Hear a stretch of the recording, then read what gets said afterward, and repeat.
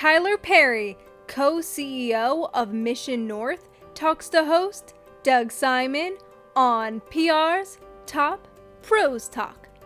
Your firm recently completed the Brand Expectations Index survey.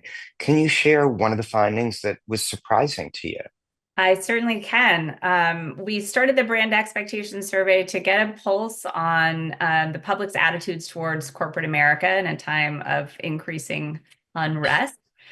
This was our second year of doing it. I think one of the things that was most surprising to us is how influential direct communications was for both the general public and knowledge workers in establishing trust.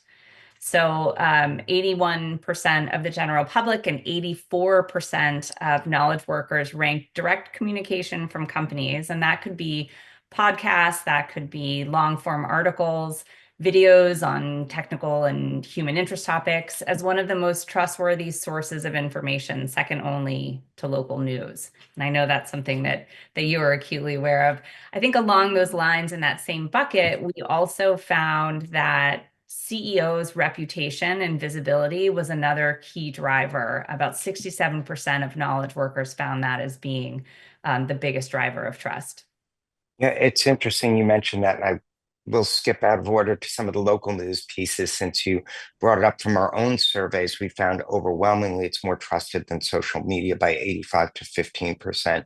But it Yeah. seems like what you're coming up with is that the combination of both earned media and what organizations are putting out there themselves are really the two best ways to be communicating with a multitude of different key publics. Exactly. And we always want to look at the data and then understand why.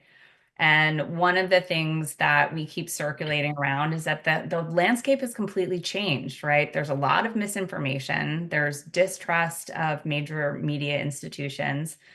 We've all seen the shrinking newsrooms. We had a layoff tracker with the media for a long time, and then we just had to put that away because it was exhausting. And there's content saturation. And so the content that's coming directly from brands, directly from people at these companies is, aside from local news, is honestly one of the best ways to really establish that credible voice. That's interesting. And one thing I do like pointing out, because there is some misinformation out there, not disinformation. It's just sort of an assumption that people would make that news is being reduced, especially local, because of all the cutbacks. While the cutbacks are happening, Spanish language broadcasts have actually doubled in the last 10 years. English language broadcasts have increased 30 to 40%. So what's happening is there's fewer staff available to fill a larger hole. And that's really opened up a huge opportunity for PR people. I do Yes. want to turn to another topic that you covered in Yeah. depth in the report, which is AI and different Yeah. people's feelings and maybe differences between the general public and knowledge workers about AI. AI is a huge topic for us. We have a pretty robust enterprise tech practice, but we're also seeing AI weave through all of our work, whether it's fintech, whether it's life sciences and health, whether it's climate tech. So this was a big thing that we wanted to dig into. We studied this last year, and there are a couple of key takeaways with AI. So one, it's growing up. I think there was a 9% increase in trust in AI companies and startups. And that's really reflective of the increased awareness and adoption. I mean, my mother-in-law uses AI to write thank you notes. So it's obviously, I don't think she was doing that last Yeah, year. I was Um, hoping mine would be a little more personal, but you take what you can get. I know exactly. Um, I think that really looking at how companies can communicate in AI in a trustworthy way, that's where I think a lot of the really interesting findings came. So we have a couple of principles around AI communications that we found through our work, but that's also supported by the data that really allows organizations to communicate AI in a way that still feels accessible. How do you go about doing that? Yeah, I can walk you through. So the first one is humanize it. So AI at the core is a human story. It is not a technology story. So telling stories about why people built the product and how it improves lives is one of the best ways to connect and honestly remove some of the fear. So although their trust is increasing, there still is a lot of fear around how is this going to impact me? Developing authentic, trustworthy, and accessible characters. So trust is built through people. AI is still not removed that part, right? So that means putting your CEO, putting your leadership at the heart of your communications. One of the things that came through quite clearly is although there is trust, there's a strong desire to understand the governance. So making sure that you're talking around how you are ensuring security, how you are making sure that ethical standards are being met. That should be woven all throughout. And then finally is talking naturally. Our industry loves a little bit of jargon. And when you get into deep tech, I mean, there's so many acronyms, it's completely overwhelming. So drop the jargon and talk like a human. So we have found that that mix is where you can really take your communications and drive really meaningful trust. One of the things I found especially interesting is the area where you cover DEI and Wow. ESG. And obviously, for people out there, they know those are under attack as brands forcibly by the current US government.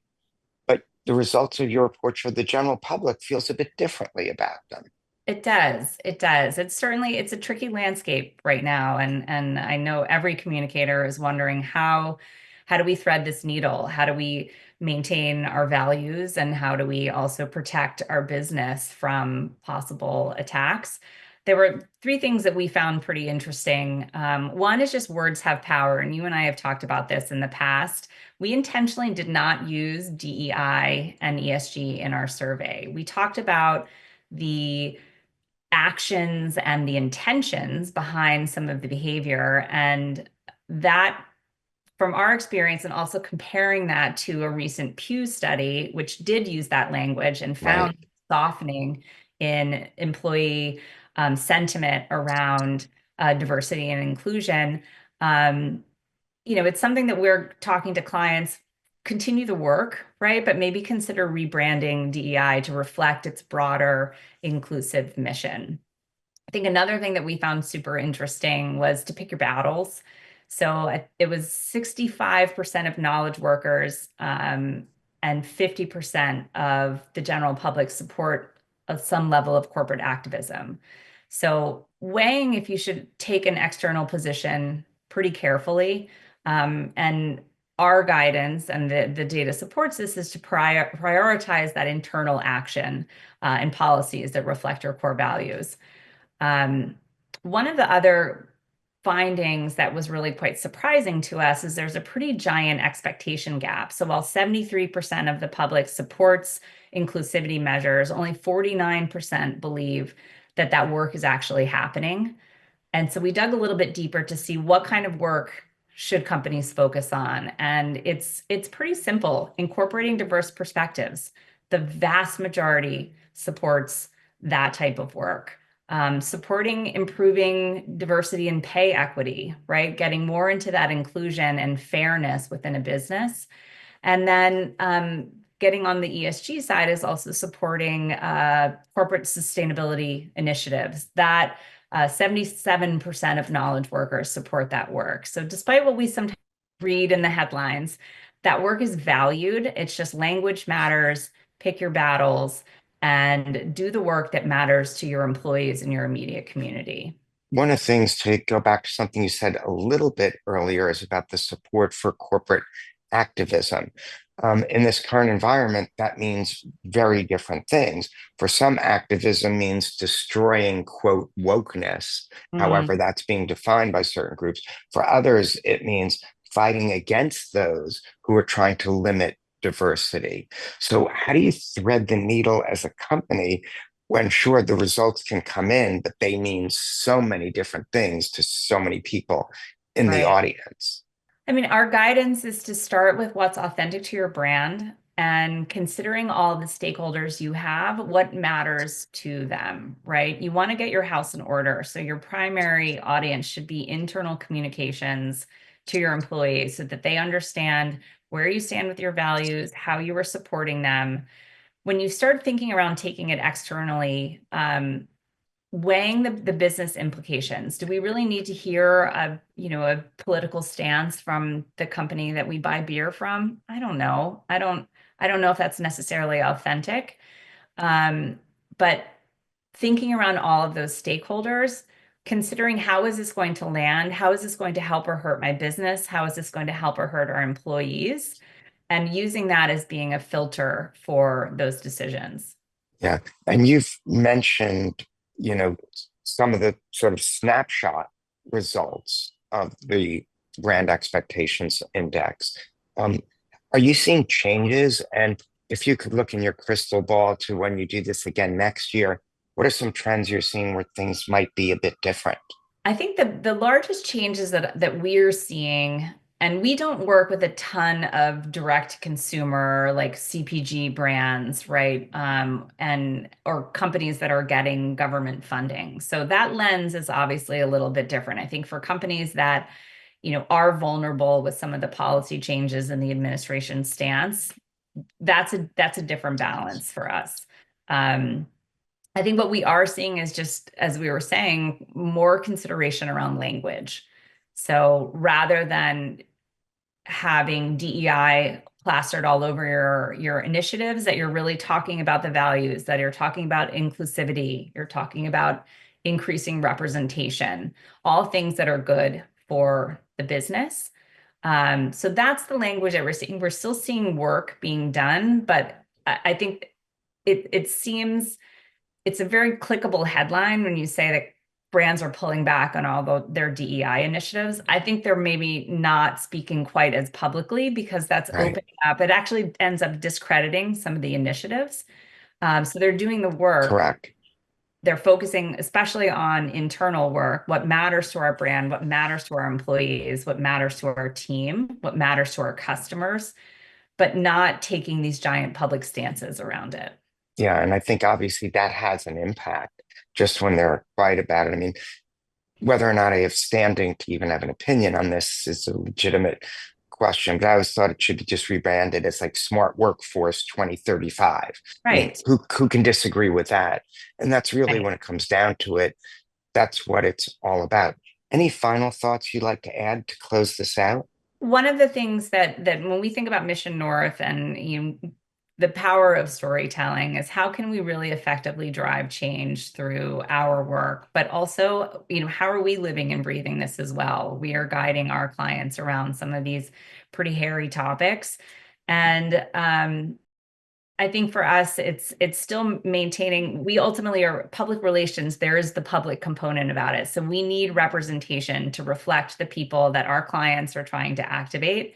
It's just smart business. If you cannot share that perspective, it doesn't make any sense to then be telling stories that are going to activate a diverse audience. And then how can we drive change in our industry? So you've worked in this industry for a pretty long time. It is Mhm. woefully homogeneous. Although it is dominated by women, leadership is still, I think it's about 75% of leadership within agencies is dominated by men. So we're doing our work for what makes sense at Mission North, but also how can we drive meaningful change in the industry? And we launched Foster the Future, which is an initiative to provide scholarships and fellowships to the next generation of communicators to bring in that more inclusive representation so that we can be telling the stories forward. So we now have 7 other agencies joining us. Our cast Wow. fellows is starting this summer. We have hired and others have hired fellows through the program. So it has been pretty extraordinary. And that's the kind of work that's meaningful, that's authentic, that makes sense for the business that we are prioritizing and encouraging our clients to be thinking around those lenses.